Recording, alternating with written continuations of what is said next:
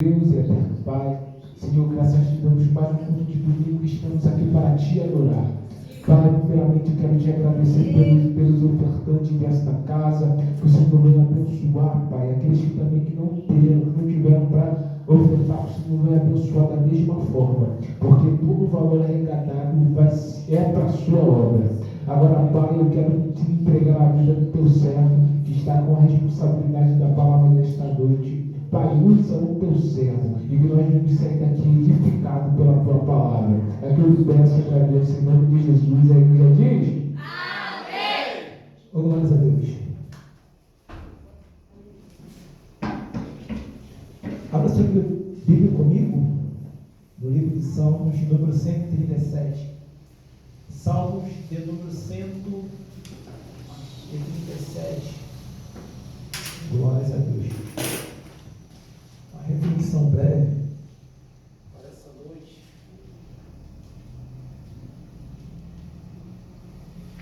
Glórias a Deus. Livro de Salmos, número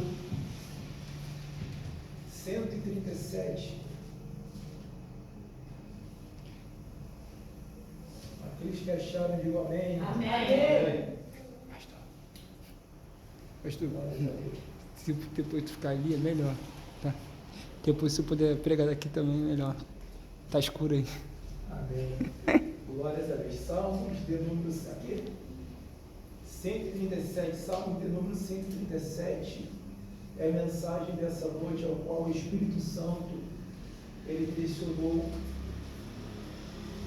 para nossas vidas nessa noite. Salmos de número 137, primeiro verso diz o seguinte: junto aos rios de Babilônia, ali nos assentamos e choramos, quando nos lembramos de Sião, e sobre os salgueiros que há no meio dela, penduramos o quê?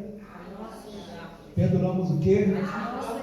Verso de número 3, pois aqueles que levaram cativo nos pediam uma canção, e os nos destruíram, que os alegrassem, dizendo: cantai-nos uma das canções de Sião. Verso de número 4, como cantaremos canção ao Senhor em terra estranha? Pode tomar os vossos assentos, irmãos. Quantos me ouvem, amém? Amém. Irmãos, no momento em que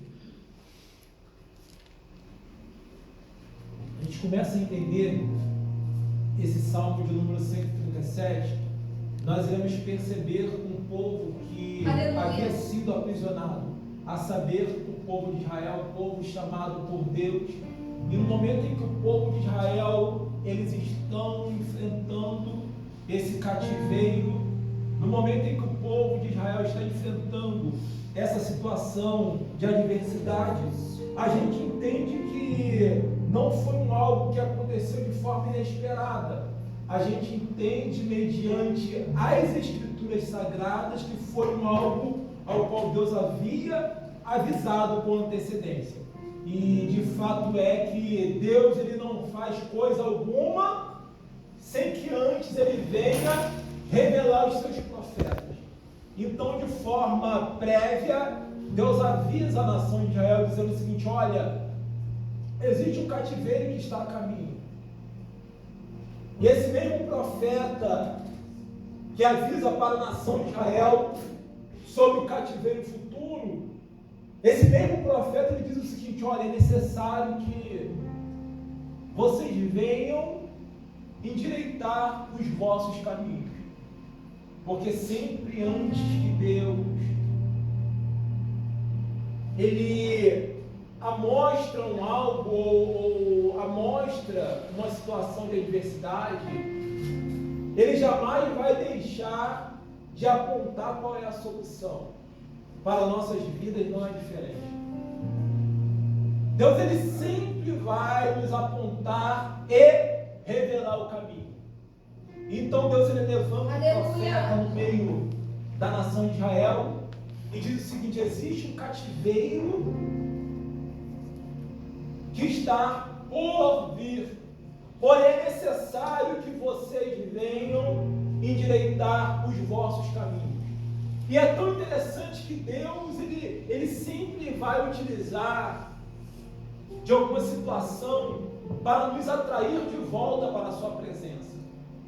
Porque Deus, Ele entende, e assim Ele projetou, que o nosso local não é aqui. A nossa morada não é terrena. Então existem alguns momentos que a nossa mente fica tão focada no mundo. Existem momentos que a nossa mente ela fica tão focada nas coisas que estão à nossa volta, que o nosso coração acaba se desviando. Aí nesses momentos em que o nosso coração começa a se desviar, Deus ele começa a levantar profetas para dizer o seguinte: olha, é necessário que o caminho venha a ser endireitado. E é tão interessante que as nossas veredas, elas são ajustadas no momento em que nós estamos em adoração. E a adoração é mais profundo do que nós pensamos. A adoração vai além do que do levantar de mãos. A adoração vai além que em um culto de domingo eu me expressar em canções. A adoração vai além do suar das palmas. A adoração em profundidade é entrega de vida. A adoração em profundidade é eu dizer o seguinte: olha Deus, eu não sei de nada do que está por vir, mas eu continuarei seguindo a tua direção. Existirão momentos que nós não iremos enxergar qual será o firmamento do próximo passo, mas nós precisaremos continuar caminhando, mesmo sem enxergar, mas mediante o direcionamento da voz, dizendo o seguinte: olha, meu filho, eu te fiz a promessa, olha, meu filho, continue dando, olha, meu filho, continue se esforçando, porque o melhor ainda está por vir. Então a adoração é no momento em que eu permito que o Espírito Santo de Deus venha direcionar a minha vida. Aí Deus levanta o profeta por nome de Jeremias e diz o seguinte: olha, Jeremias, começa a profetizar no meio da nação de Israel e diga que existe um cativeiro que está por vir. É necessário que a nação de Israel venha estar em adoração perante a minha presença. A única coisa que Deus estava pedindo era o seguinte: olha, Israel, volte para o meu caminho. É simples. Às vezes por questão de imaturidade, às vezes por questão de inconsequência, às vezes por questão de teimosia, preferimos estar longe do caminho, mesmo sabendo que é o caminho errado, mesmo sabendo que é o caminho que vai nos conduzir ao choro, mesmo sabendo que é o caminho que vai nos afastar de todas as promessas de Deus. Mas o meu ego, o meu eu tem que falar mais alto. Aquilo que eu penso precisa estar em evidência. Aí Deus ele nos convida nessa noite, aleluia, a tornar uma vez mais ao caminho da adoração. aleluia, Entrega total. Eu não posso entregar a metade. Eu não posso entregar somente uma parte. Eu preciso entregar tudo. Se eu quero, desejo viver a promessa de Deus em totalidade, eu preciso entregar tudo. Deus, ele é um Deus tão perfeito que ele não faz nada pela metade. Se você entregar metade, Deus ele não vai fazer nada. Se você entregar uma parte, Deus não vai fazer nada. Porém, no momento em que eu me dispor a me entregar por totalidade, Deus ele vai fazer tudo aquilo que ele prometeu. Repita-se comigo, o meu Deus é um Deus de totalidade.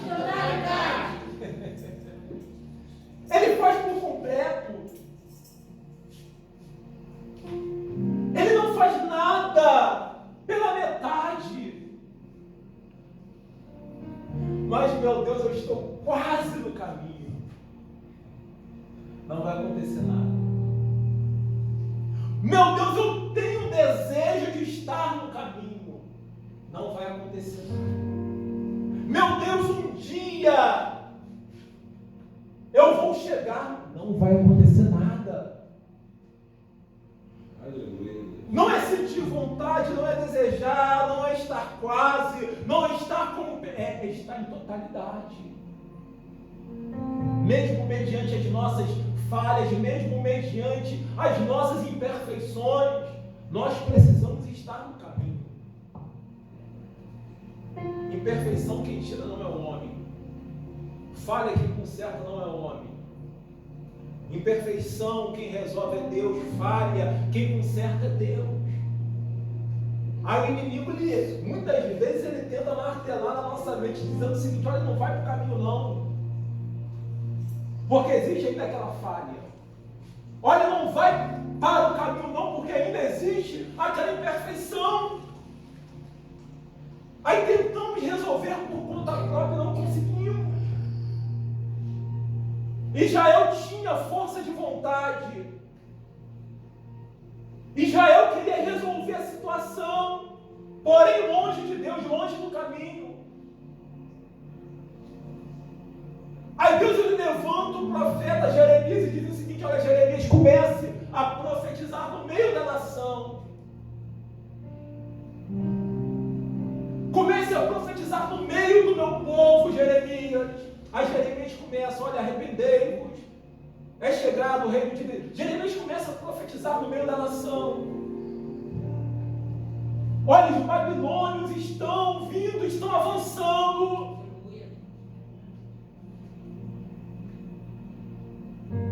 Aí Israel começa a dizer que enquanto ecoava o som da profecia, Israel dizia: olha, nós iremos resolver a situação.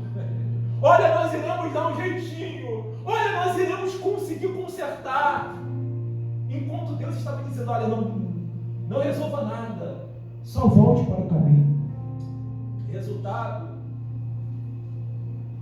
aquele algo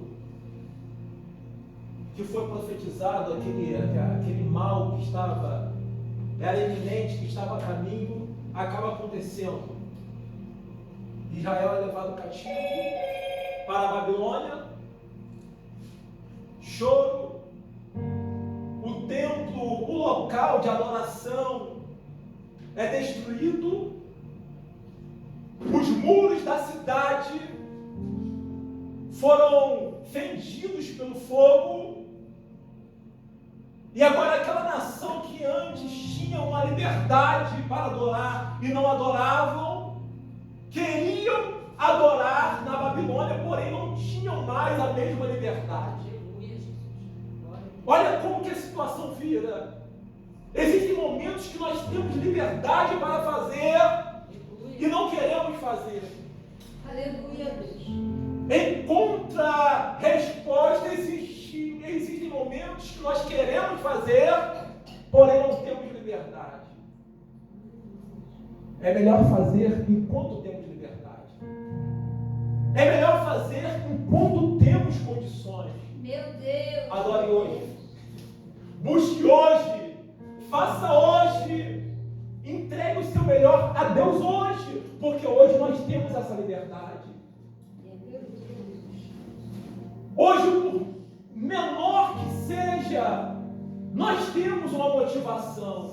E é tão interessante que a cada um, Deus lhe dá um talento diferente. Palavra, intercessão, louvor, adoração.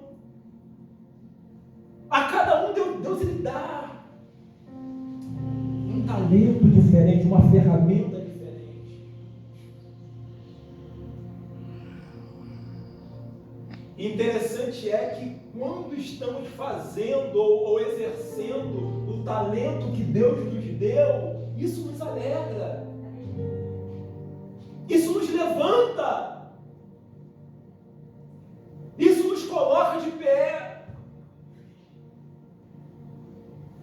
Porém, o plano do inimigo é levar o adorador cativo para arrancar das mãos do adorador a ferramenta que mantém o adorador de pé. Eu sei que aqueles que têm o dom ou o talento da intercessão, se pararem de interceder, irão morrer.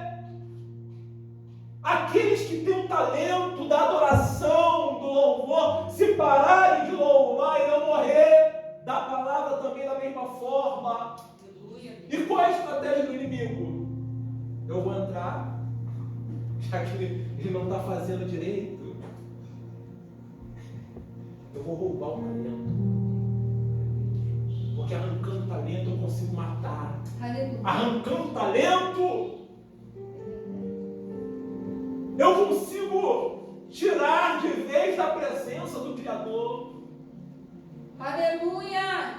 Foi assim que a nação da Babilônia, quando leva Israel cativo para a Babilônia, a primeira coisa é bloquear a adoração. Israel estava acostumado a adorar ao Deus único, Deus de Israel.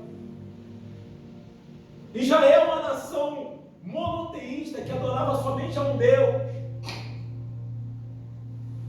Babilônia é uma nação politeísta que adorava a vários outros deuses.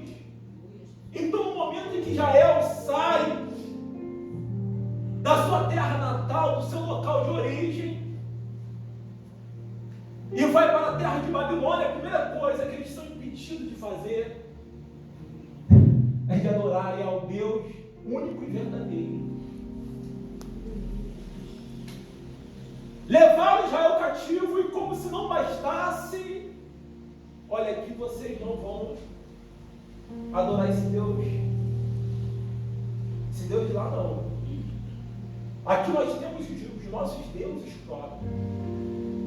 E é tão interessante que, por ironia do destino, o tempo passa. E quando ficamos muito tempo sem fazer aquilo que deseja o nosso coração, aquilo que nos alegra, a motivação vai indo embora. Quanto mais tempo, pior. Aí o texto diz o seguinte, o verso de número 2, eles dizem que ao chegarem na Babilônia, eles apanham a sua harpa, os seus instrumentos de adoração e penduram sobre os salgueiros que existiam lá. Como quem diz, não queremos mais isso. Não queremos mais esse negócio de adoração. Não queremos mais esse negócio de subir monte. Não queremos mais esse negócio de ir para a igreja. Eles penduram os seus instrumentos de adoração. Verso de número 2. A ironia do inimigo é tão grande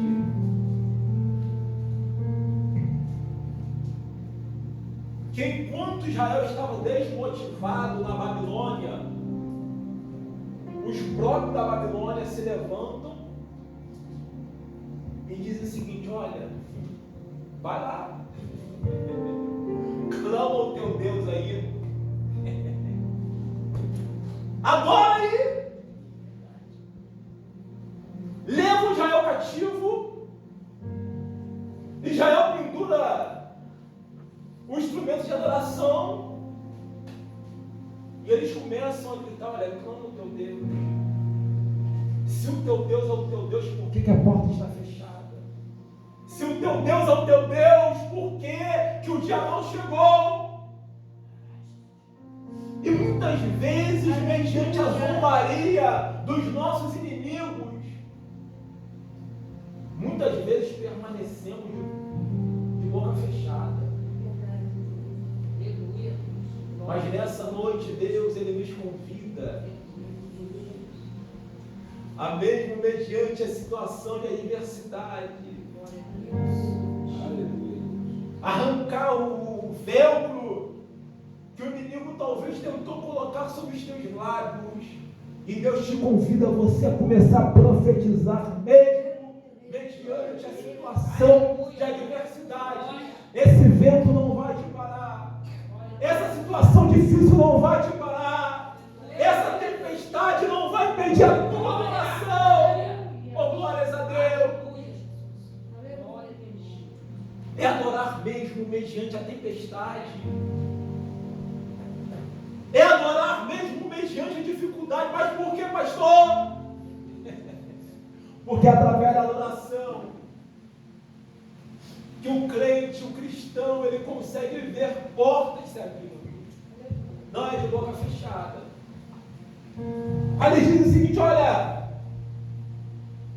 verso de número 3, porque lá os que nos levaram cativo nos pediam uma canção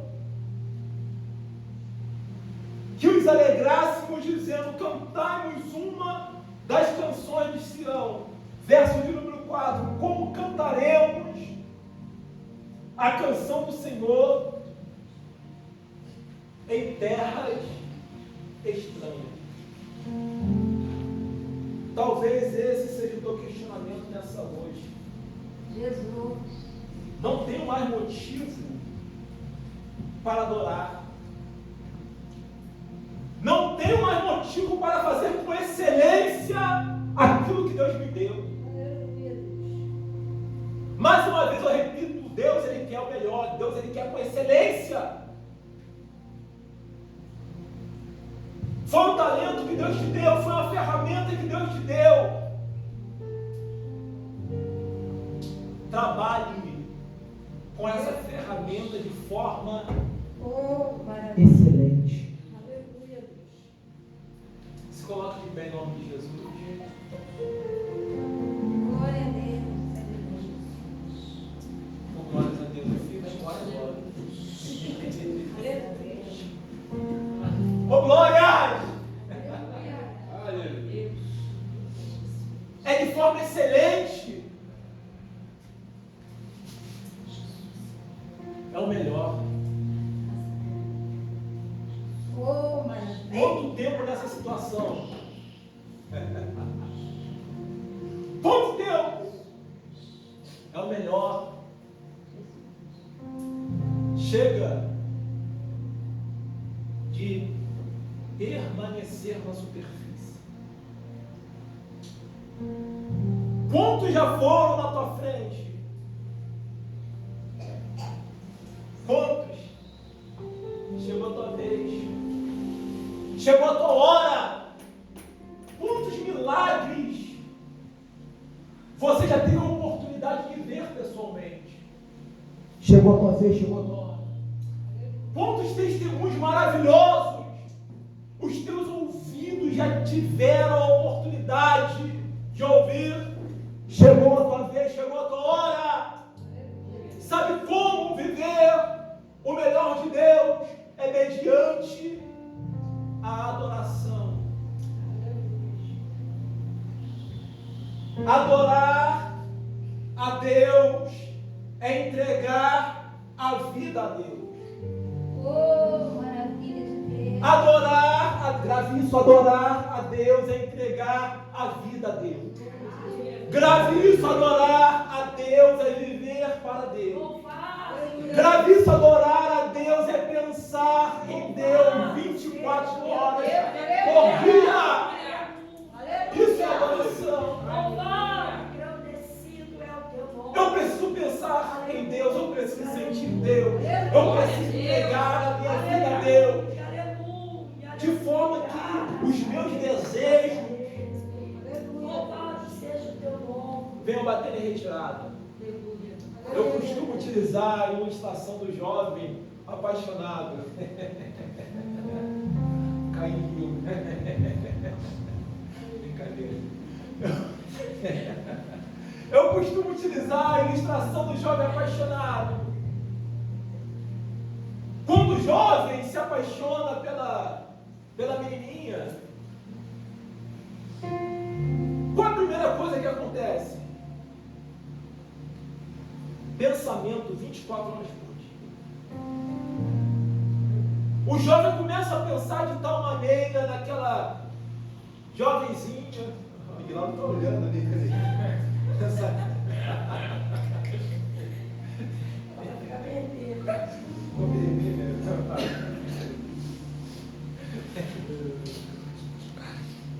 Começa a pensar 24 horas por dia, pensa, não sai da cabeça.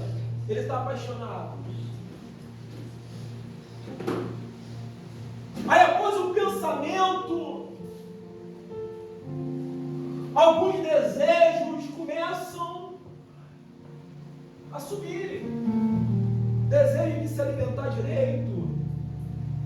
E entre outras coisas, de estar com amigos, muitas vezes isso acontece.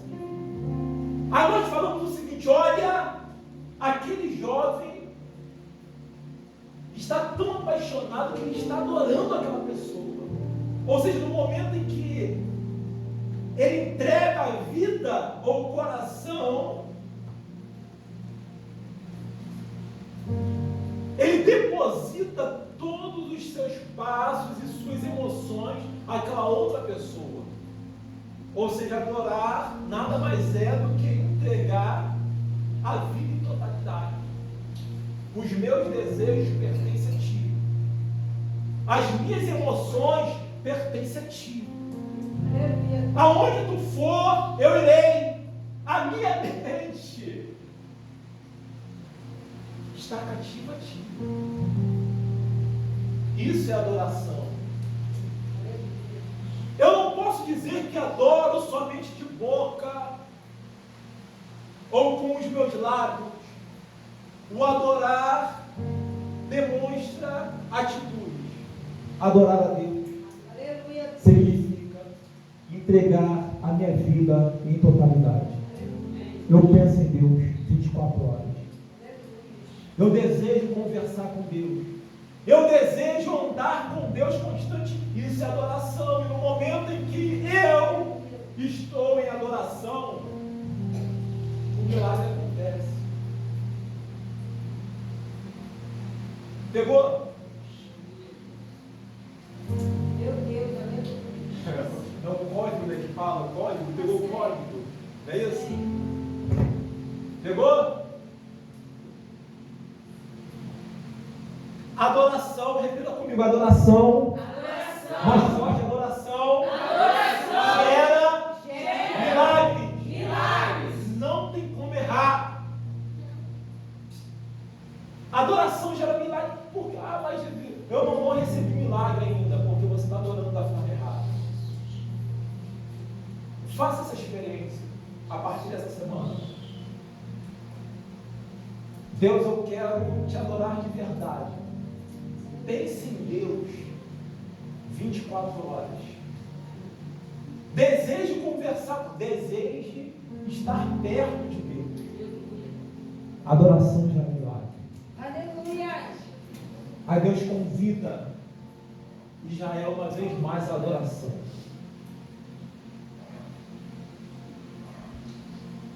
E o milagre acontece no meio da nação.